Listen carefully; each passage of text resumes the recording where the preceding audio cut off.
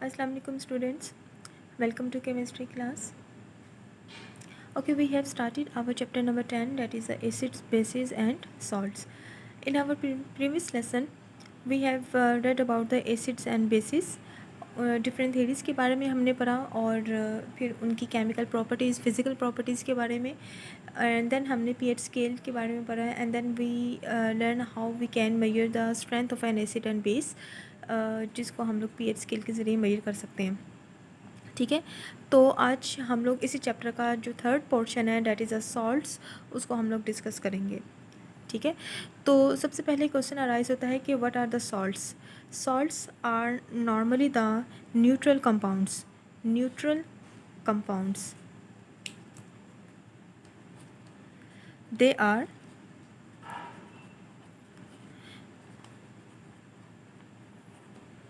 Neutral compounds. Neutral compounds का मतलब ये है कि ना ही इसके अंदर एसिड की करेक्टरिस्टिक्स होती हैं और ना ही बेस की। ठीक है, तो और अगर ये न्यूट्रल कंपाउंड्स है तो ये सॉल्ट्स बनते कैसे हैं? Salts are produced by neutralization reaction. They are produced by neutralization reaction. ठीक है, salts are the neutral compounds, they are form by the neutralization reaction. अब ये न्यूट्रलाइजेशन रिएक्शन क्या होती हैं? न्यूट्रलाइजेशन रिएक्शंस ऐसे रिएक्शंस होती हैं जिसमें दो सब्सटेंस आपस में केमिकली कंबाइन होंगे और जो आपके पास प्रोडक्ट आएगा वो न्यूट्रल प्रोडक्ट आएगा, यानी कि ऐसे प्रोडक्ट्स होंगे जो ना ही एसिडिक करेक्टर रखते हैं और ना ही बेसिक करेक्टर। सो चूँकि न्यूट्रल कंपाउंड्स बनाते हैं, that is why they this type of the reaction are called neutralization reaction, यानी कि न्यूट्रल करने वाले रिएक्शन। अब ये न्यूट्रल रिएक्शन कौन से, न्यूट्रलाइजेशन रिएक्शन का क्या मतलब है? आपको याद होगा कि आपने chemical properties of acid and base में पढ़ा था कि reaction between acid and base. ठीक है, for example we have an acid HCl when it combine in any with any base like the NaOH। ठीक है, और हमने क्या किया था कि इनका हमने एक्वस सोल्यूशन बनाया था। एक्वस सोल्यूशन बनाने से ये अपने आयंस में डिज़ोल्व हो गया था, यानी कि ये केटाइन है, ये एनाइन है, इसी तरह से ये केटाइन है और ये एनाइन है। ठीक है, तो सोल्यूशन बनने के बाद ये केटाइन एनाइन सेपरेट हो जाएंगे और नेक्स्ट स्टेप क्या होता है कि ये केटाइन एनाइन एक दूसरे के साथ इंटरचेंज हो जाएंगे, यानी कि फ़र्स्ट इसका एनाइन इसके केटाइन के साथ मिल जाएगा और इसका केटाइन सेकंड के एनाइन के साथ फॉर्म हो जाएगा, तो नया कंपाउंड बनेगा, डैट इज़ द Na और Cl मिलके क्या बना देंगे? NaCl प्लस इसी तरह से हाइड्रोजन एंड हाइड्रोक्साइड आयन दोनों मिलके क्या बना देंगे? वाटर।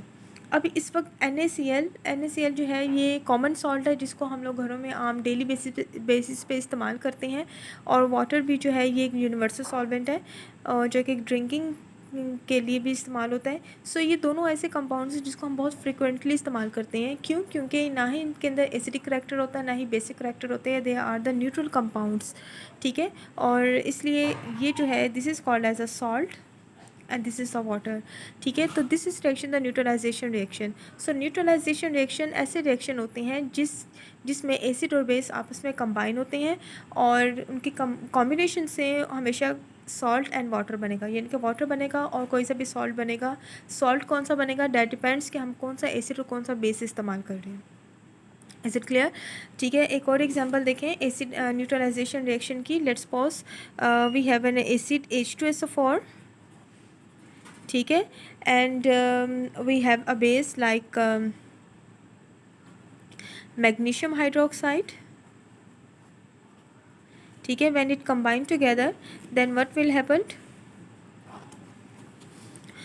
अगेन जब इनका एक्वस सोल्यूशन बनाएंगे they convert into their ions. ठीक है, हाइड्रोजन अपने आयंस में कन्वर्ट हो जाएगा, सल्फेट अपने आयंस में कन्वर्ट हो जाएगा, मैग्नीशियम अलग और हाइड्रोक्साइड सेपरेट हो जाएगा। ठीक है, द नेक्स्ट स्टेप क्या होता है कि आयन एक्सचेंज होते हैं, फर्स्ट का केटायन दूसरे के एनायन के साथ और फर्स्ट का एनायन सेकेंड के केटायन के साथ कंबाइन हो जाता है। तो जो हाइड्रोजन आयन है एंड हाइड्रोक्साइड आयन है they are both combine together to form water, और इसी तरह से मैग्नीशियम और सल्फेट आपस में मिलकर क्या बना देंगे? Magnesium sulphate. ठीक हो गया। उसके बाद नेक्स्ट स्टेप होता है इक्वेशन बैलेंसिंग का। तो यहाँ पे हम लोग 2 लगा देंगे और I think so now this is a balance equation. ठीक है, अब इसमें देखें कि एसिड और बेस के मिलने, चूँकि ये रिएक्शन एसिड और बेस का है, so this will be the neutralization reaction. ठीक है, और इसमें इससे क्या बनेगा हमेशा वाटर एंड सॉल्ट। ये वाटर है और magnesium sulphate is a salt. ठीक है, तो अब हम लोग, ये तो हमें पता है कि भी सॉल्ट एक न्यूट्रल कंपाउंड है, न्यूट्रलाइजेशन रिएक्शन से बनता है। Then how we specifically define a salt. Salt को हम लोग डिफाइन कैसे कर सकते हैं? अगर आप इस चीज़ पे गौर करें कि ये जो सॉल्ट बना है, ठीक है, ये सॉल्ट कैसे बना है? सोडियम और क्लोरीन से, that is sodium ion and chloride ion. Sodium ion कहाँ से आया है? बेस से। और क्लोराइड आयन कहाँ से आया है? एसिड से।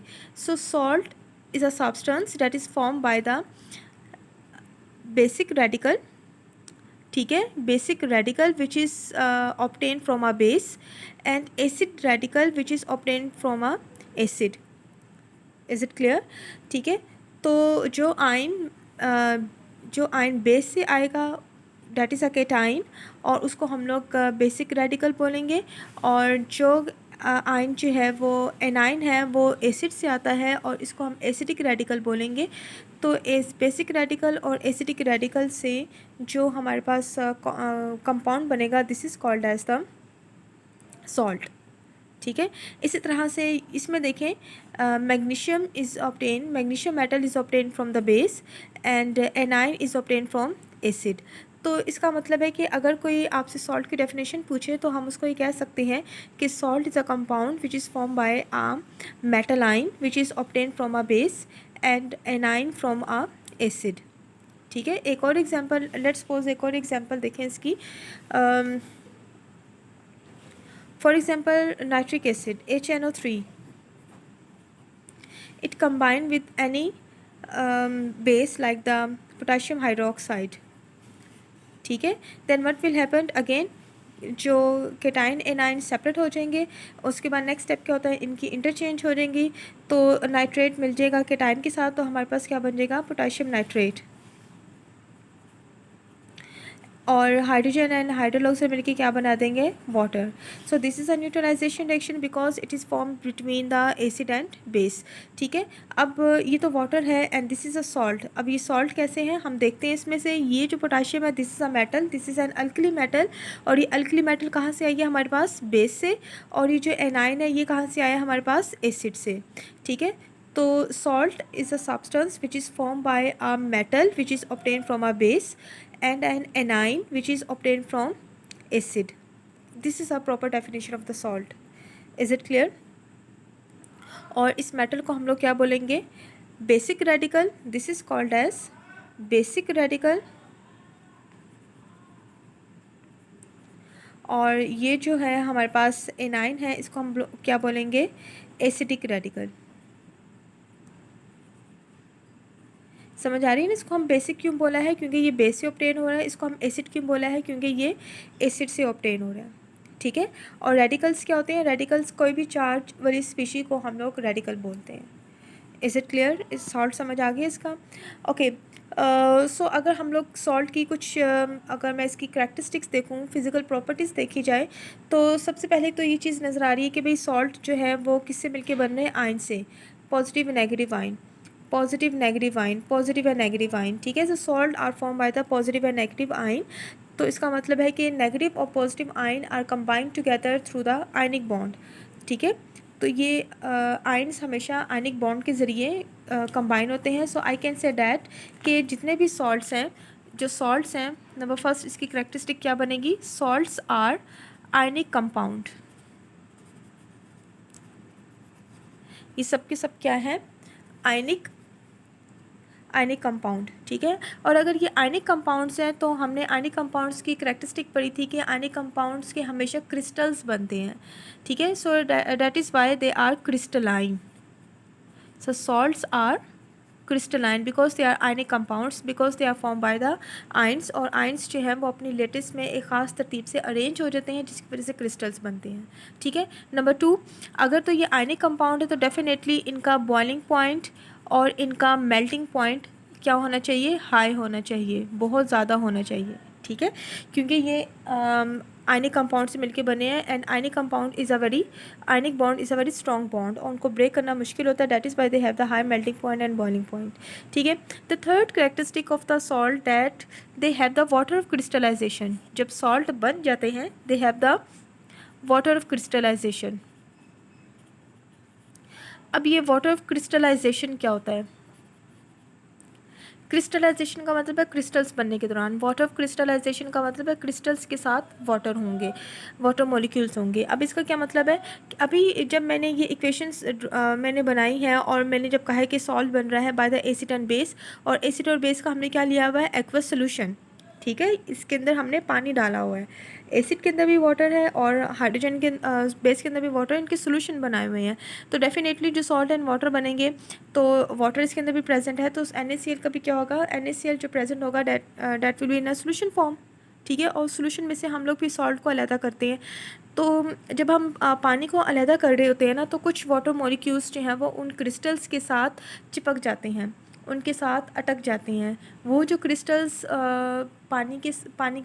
वो जो पानी के मॉलिक्यूल जो उस क्रिस्टल्स के साथ ड्यूरिंग द एवेपोरेशन जो है वो उसके साथ अटैच हो जाएं, इंट्रैप्ट हो जाएं, फंस जाते हैं, उन वाटर मॉलिक्यूल को हम लोग वाटर ऑफ क्रिस्टलाइजेशन बोलते हैं।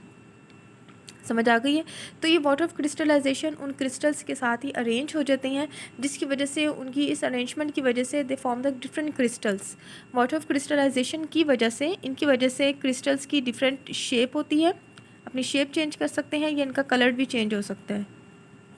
ठीक है, अब इसका क्या मतलब है? फॉर एग्ज़ाम्पल कॉपर सल्फेट की अगर एग्ज़ाम्पल है हम लोग, कॉपर सल्फेट ब्लू कलर का होता है, तो इसका जो ब्लू कलर होता है this is due this 5 water molecule. ये जो मैंने कॉपर सल्फेट के साथ 5 वाटर मॉलिक्यूल लिखा है, ये वाटर मॉलिक्यूल जो हैं they are the water of crystallization. यानी कि जब कॉपर सल्फेट सॉल्ट मैं बना रही थी, तो जब क्रिस्टलाइजेशन प्रोसेस करवा रहे हैं या एवेपोरेशन का प्रोसेस करवा रही हैं, तो उस प्रोसेस के दौरान 5 वाटर मॉलिक्यूल इस क्रिस्टल्स के साथ इंट्रैप्ट हो जाते हैं, फंस जाते हैं। तो इस वाटर मॉलिक्यूल को हम क्या बोलेंगे? Water of crystallization. अब इसकी वजह से क्या हुआ? ये जो 5 वाटर मॉलिक्यूल की वजह से इस पूरे कंपाउंड का कलर चेंज हो गया और ये कलर बन गया ब्लू कलर। ठीक है, हम इस वाटर ऑफ क्रिस्टलाइजेशन को रिमूव भी कर सकते हैं। अगर आप इस कंपाउंड को हीट करना शुरू कर देंगे ना, तो हीट करने से क्या होगा? ये जो वाटर मॉलिक्यूल वहाँ पे इंट्रैप्ट हुए थे, हीट करने से वो स्टीम बन जाएगी, यानी कि वो वहाँ से स्टीम बन के वहाँ से एवेपोरेट होकर ख़त्म हो जाएगी, उड़ जाएगी वहाँ से। तो बाकी पीछे क्या रह जाएगा? Copper sulphate. और जो कॉपर सल्फेट है इसका जो कलर होता है डैट इज़ द वाइट। समझ आ गई है? तो इसका मतलब है कि ये जो वाटर ऑफ क्रिस्टलाइजेशन है, इसकी वजह से क्रिस्टल्स की शेप भी चेंज हो सकती है और उनका कलर भी चेंज हो सकता है। उनकी प्रेजेंस में और कलर होता है, और अगर आप उनको निकाल दें तो उनका कलर चेंज हो जाएगा। और वाटर ऑफ क्रिस्टलाइजेशन को कैसे निकाल सकते हैं? By heating process. Is it clear? ठीक है, अच्छा जी। ये तो थर्ड प्रॉपर्टी हो गई इसकी। नंबर 4 देखें कि अगर हम लोग सॉल्ट को देखें तो लेट्स सपोज मैं NaCl की बात करती हूँ, NaCl। तो इसमें पॉजिटिव और नेगेटिव है। ठीक है, एक मैंने यहाँ पे एक और सॉल्ट की बात करते हैं, like the magnesium sulphate, MgSO4। ठीक है, और या कोई और एक और सॉल्ट देखें लाइक द कैल्शियम क्लोराइड। ठीक है, कैल्शियम प्लस क्लोराइड माइनस। ठीक है, तो यहाँ पे देखें कितने पॉजिटिव हैं, एक पॉजिटिव एक नेगेटिव, 1 और 1 की रेशो है। ठीक है, इसमें देखें कि Mg और SO4 1:1 की रेशो है। यहाँ पे अगर मैं देख रही हूँ कि कैल्शियम 1 है और यहाँ पे Cl के साथ नीचे क्या लिखा हुआ है? 2 है, यानी कि यहाँ पे 1 कैटाइन है और एनाइन कितने हैं? 2 है। ठीक है, तो इस चीज़ से हमें पता चलता है कि जो किसी भी सॉल्ट के अंदर जो आयंस की कैटाइन और एनाइन की जो क्वांटिटी है वो सेम भी हो सकती है और डिफरेंट भी हो सकती है, लेकिन इनमें नंबर ऑफ़ चार्जेस सेम रहते हैं, यानी कि प्लस माइनस टोटल सेम रहता है। कैसे? ये +1 -1, 1 और 1 का रेशियो है, +2 -2 प्लस माइनस दोनों इक्वल हैं, +2 और ये माइनस है। ठीक है, लेकिन यहाँ पे आयन कितने थे? ये 2 हैं, तो एक के साथ एक माइनस और 2 के साथ कितने माइनस हो जाएंगे? 2। सो +2 और माइनस भी कितने हो जाएंगे? 2। So total charges remains the same, number of ions different हो सकते हैं लेकिन चार्जेस टोटल क्या होंगे, सेम है। जैसे यहाँ पे देखिए नंबर ऑफ़ आयन्स डिफरेंट है, यानी कि एक केटाइन है और 2 एनाइन है, लेकिन जब इनके मैंने टोटल चार्जेस देखे तो चार्जेस की क्वांटिटी दोनों की सेम है। So this is also the characteristic of the salt. ठीक है, so these are the some basic characteristic of the salt. Now we will see that how we can prepare the salts. Salts की preparation कैसे होती है। Normally salts जो है वो 2 तरह के होते हैं। ठीक है, अब हम इसकी प्रिपरेशन मेथड देखते हैं। नॉर्मली जो सॉल्ट होते हैं वो 2 तरह के हैं, या तो वो वाटर सॉल्युबल होते हैं या फिर वाटर इनसॉल्युबल होते हैं। ठीक है, चूँकि ये 2 तरह के सॉल्ट होते हैं तो डेफिनेटली इनके बनाने के मेथड भी 2 तरह के होंगे, यानी कि वाटर सॉल्युबल सॉल्ट्स को हम लोग अलहदा मेथड से बनाएंगे और वाटर इनसॉल्युबल सॉल्ट्स को हम लोग अलहदा मेथड से बनाएंगे। ठीक है, सबसे पहले हम ये देखेंगे कि वाटर सॉल्युबल सॉल्ट्स को हम लोग कैसे बनाएंगे। सॉल्युबल सॉल्ट्स को बनाने के टोटल 5 मेथड्स हैं। ठीक है, 5 मेथड है। नंबर फर्स्ट मेथड है, number 1 is that bye the reaction of acid and metal, acid और मेटल के साथ रिएक्शन करके। ठीक है, मेटल का मतलब कोई भी अल्कली मेटल या कोई भी जो है वो हैवी मेटल भी हो सकती है। ठीक है, लाइक मेटल कोई भी एग्जांपल ले लें, फॉर एग्जांपल मैग्नीशियम की ले लें। ठीक है, एसिड आप कोई भी ले लें, लेट्स सपोज के HCl ले लें। ठीक है, जब आप इसका रिएक्शन करवाएंगे then what will happens, ions में कन्वर्ट होगा पहले और ये आयन पॉजिटिव बन जाएगा। हमें पता है क्योंकि मेटल्स जो हैं वो पॉजिटिव करेक्टर रखती हैं और हमेशा उनके अंदर पॉजिटिव आयन बनाने की कैपेबिलिटी होती है by removing ion. So all the metals are positive in nature, they form the cations. ठीक है, इसलिए मैंने इसके ऊपर पॉजिटिव चार्ज इंडिकेट कर दिया। तो नेक्स्ट स्टेप क्या होता है, आयन एक्सचेंज होते हैं। मैग्नीशियम क्लोरीन के साथ मिलकर क्या बना देगा, मैग्नीशियम क्लोराइड, और बाकी आपके पास दूसरी क्या बन जाएगी, हाइड्रोजन गैस। ठीक है, इक्वेशन बैलेंस करने के लिए मैं यहाँ पे 2 लगाऊंगी। सो this is a water soluble salt. ठीक है, कोई भी आप इसमें एसिड इस्तेमाल कर सकते हैं। अच्छा, इसको एसिड और मेटल वाले रिएक्शन का हम एक और नाम भी देते हैं, this is called as the direct displacement reaction. Direct displacement. Displace का क्या मतलब होता है, किसी को किसी की जगह से हटाना। तो यहाँ पे मेटल क्या कर रही है, मेटल इस हाइड्रोजन को उसकी जगह से हटा के खुद आ रही है, तो this is called as a direct displacement reaction. ठीक हो गया। Okay, the second method to prepare the soluble salt is the reaction of acid and base. ठीक है, एसिड एंड बेस के रिएक्शन से, जिसको हमने एक न्यूट्रलाइजेशन रिएक्शन का भी नाम दिया है।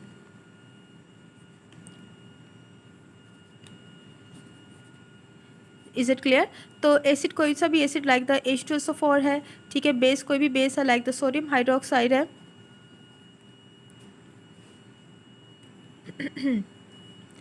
तो उसके बाद नेक्स्ट स्टेप क्या होता है कि आयन एक्सचेंज होते हैं, सोडियम सल्फेट के साथ मिलकर बना देगा sodium sulphate, that is the Na2SO4, और हाइड्रोजन एंड वाटर मिलके क्या बना देंगे, water molecule. Hydrogen and hydroxide ion मिलके वाटर मॉलिक्यूल फॉर्म कर देंगे। ठीक हो गया। So this is another method to prepare the soluble salt. ठीक है, the third one is the reaction with C type, that is the reaction of acid and metal oxide. Acid and metal oxides. ठीक है, metal oxide का मतलब कोई भी metal compound like that calcium oxide. ठीक है, this is a metal oxide, calcium is a metal oxide, calcium oxide जब ये किसी एसिड के साथ कंबाइन होगा लाइक द HCl। ठीक है, कोई भी एसिड ले ले, HCl ले सकते हैं, H2SO4 ले सकते हैं, एसिड कोई भी हो सकता है, मेटल ऑक्साइड कोई सी भी हो सकती है। आपने क्या करना है कि लेकिन रिएक्शन मेथड सेम रहेगा, लेकिन चूंकि हम एसिड और मेटल को और यूज़ करेंगे तो उसके अकॉर्डिंग ही सॉल्ट बनेगा। ठीक है, अब इसमें देखें, ये हमारे पास केटाइन है, ये हमारे पास एनाइन है, केटाइन एनाइन, केटाइन एनाइन। ठीक है, नेक्स्ट स्टेप क्या होता है, आयन एक्सचेंज होगा, कैल्शियम क्लोरीन के साथ मिलकर क्या बना देगा, calcium chloride, and oxygen hydrogen के साथ मिलकर क्या बना देगी, water. So this is the another water soluble salt. ठीक है, by the reaction of the acid and metal oxide. ठीक है, the fourth method to produce the soluble salt, the fourth and the last method to prepare the soluble salt is that the reaction of acid and carbonates. ठीक है, carbonate कोई भी carbonate ले लें like the sodium carbonate Na2CO3, और कोई भी acid है लाइक द नाइट्रिक एसिड है HNO3। When it combine together ठीक है। तो क्या होगा कि केटाइन एनाइन सेपरेट हो जाएंगे, केटाइन और एनाइन सेपरेट हो जाएंगे, ठीक है। तो उसके बाद आपके पास क्या होगा, केटाइन एनाइन के साथ मिलके सोडियम नाइट्रेट के साथ मिलके बना देगा सोडियम नाइट्रेट NaNO3, ठीक है। नेक्स्ट हमारे पास एनाइन क्या है, कार्बोनेट है, और हमें पता है कि carbonate is a complex radical. So ये कार्बोनेट पहले अपने आप को ब्रेक करेगा into the carbon dioxide gas और एक ऑक्सीजन को यहाँ से रिलीज़ कर देगा, ठीक है। It form the carbon dioxide, और जो ऑक्सीजन रिलीज़ हुई है वो इस हाइड्रोजन के साथ कंबाइन होकर क्या बना देगी, water. Is it clear? So this is a soluble salt which is produced by the carbonate and by the reaction of any acid, ठीक है। इसमें से बहुत से रिएक्शन रिपीट हुए हैं जो कि आपने एसिड और बेस की करैक्टरिस्टिक में पढ़ा था। मींस कि आपने ये फर्स्ट रिएक्शन भी आपने पहले ही पढ़ा हुआ है, एसिड का मेटल्स के साथ रिएक्शन, न्यूट्रलाइजेशन रिएक्शन भी आपने पहले से पढ़ा हुआ है, मेटालिक ऑक्साइड वाला रिएक्शन भी आपने पहले उसकी केमिकल प्रॉपर्टीज़ में पढ़ा हुआ है, और एसिड और कार्बोनेट वाला भी पढ़ा है, ठीक है। ये जस्ट एक उनकी रिवीजन हो गई और ये इनके प्रिपरेशन मेथड्स भी बन गए, ठीक है। तो ये 4 मेथड हैं जो कि ऑब्टेन होते हैं, जो कि यूज़ होते हैं to form the soluble salts, soluble salts को बनाने के लिए। अब हम इनसॉल्युबल सॉल्ट कैसे बनाते हैं, इनसॉल्युबल सॉल्ट्स आर, यानी कि अब हमने बनाना है insoluble salt. Insoluble salt is produced by the mixing 2 soluble salt. हम क्या करेंगे, 2 सॉल्युबल सॉल्ट को हम मिक्स करेंगे। मिक्स करने से क्या होगा कि केटाइन एनाइन एक दूसरे के साथ इंटरचेंज होंगे, और उनकी इंटरचेंज के दौरान 2 नए सॉल्ट बनेंगे। उनमें से एक वाटर सॉल्युबल होगा और दूसरा वाटर इनसॉल्युबल होगा। For example silver nitrate MgNO3, और second one like the NaCl। ये इन दोनों का हमने क्या बनाना है, एक्वा सोल्यूशन बनाना है, यानी कि इन दोनों को हमने पानी के अंदर डिज़ोल्व कर देना है। पानी के अंदर डिज़ोल्व करेंगे तो पानी में मिक्स हो जाएंगे, क्योंकि ये पानी में मिक्स हो रहे हैं, so they are the soluble salts, दोनों ही सॉल्युबल सॉल्ट्स हैं, ठीक है। तो जब ये सॉल्युबल हो जाएंगे दे convert into their ions, silver अपने अलहदा आयंस में कन्वर्ट हो जाएगा, नाइट्रेट्स अलहदा, सोडियम अलहदा, क्लोराइड अलहदा, ठीक है। तो नेक्स्ट स्टेप क्या होता है कि इनकी आयन एक्सचेंज होते हैं। सिल्वर क्लोरीन के साथ मिलकर क्या बना देगा, सिल्वर क्लोराइड, और सोडियम नाइट्रेट के साथ मिलकर क्या बना देगा, सोडियम नाइट्रेट। अब इसमें से ये जो है ये वाटर सॉल्युबल है, ये पानी के अंदर मिक्स रहेगा, यानी कि ये एक्वस सोल्यूशन के अंदर रहेगा, जबकि ये इनसॉल्युबल है। जैसे ये इनसॉल्युबल हो जाएगा ये सॉल्ट, तो इनसॉल्युबल का मतलब पानी में मिक्स नहीं है। जब पानी में मिक्स नहीं होगा तो ये कुछ देर के बाद क्या हो जाएगा, ये सेटल डाउन हो जाएगा, ये नीचे बॉटम पे बैठ जाएगा, ठीक है। क्योंकि अभी ये सेटल डाउन हो गया तो हम फिल्ट्रेशन करके हम इस सॉल्ट को जो नीचे सेपरेट हो गया है हम उसको सेपरेट कर सकते हैं, ठीक है। जो फिल्टर पेपर के ऊपर जो सॉल्ट आएगा वो आपका सॉलिड सॉल्ट होगा जो कि इनसॉल्युबल सॉल्ट है, ठीक है। एक और एग्जांपल देखें, like the sodium carbonate Na2CO3 plus copper sulphate, both are the water soluble salt. जब आप इसका एक्वा सोल्यूशन बनाएंगे तो दोनों पानी के अंदर मिक्स हो जाएंगे, ठीक है। तो नेक्स्ट स्टेप क्या होगा कि ये केटाइन और एनाइन में कन्वर्ट हो जाएंगे, केटाइन और एनाइन में कन्वर्ट हो जाएंगे। उसके बाद ये आयंस की इंटरचेंज होगी, सोडियम सल्फेट के साथ मिलके सोडियम सल्फेट Na2SO4 बना देगा, और कॉपर कार्बोनेट के साथ मिलके क्या बना देगा, CuCO3 कॉपर कार्बोनेट। अब इसमें सोडियम सल्फेट है, ये पानी के अंदर मिक्स रहता है, इसका मतलब ये एक्वा सोल्यूशन के अंदर रहेगा, जबकि ये कॉपर कार्बोनेट जो है ये पानी में मिक्स नहीं होता, ये इनसॉल्युबल है। तो इनसॉल्युबल होने की वजह से ये बॉटम पे बैठ जाएगा, ये सेटल डाउन हो जाएगा, जिसको हम फिल्ट्रेशन करके सेपरेट कर सकते हैं, ठीक है। तो ये जो है इस तरीके से हम लोग जो है इनसॉल्युबल सॉल्ट्स प्रोड्यूस कर सकते हैं। समटाइम्स हम लोग को इस बात की कन्फ्यूजन हो जाती है कि हमें नहीं पता चलता कि इसमें से कौन से सॉल्ट सॉल्युबल है कौन से इनसॉल्युबल है। तो एक ये छोटी सी ट्रिक है, इसको याद रखिएगा कि जितनी भी अल्कली और अल्कलाइन मेटल्स वाले सॉल्ट्स होंगे they are the water soluble salts. Alkali और अल्कलाइन मेटल्स वाले सॉल्ट वाटर सॉल्युबल सॉल्ट होंगे।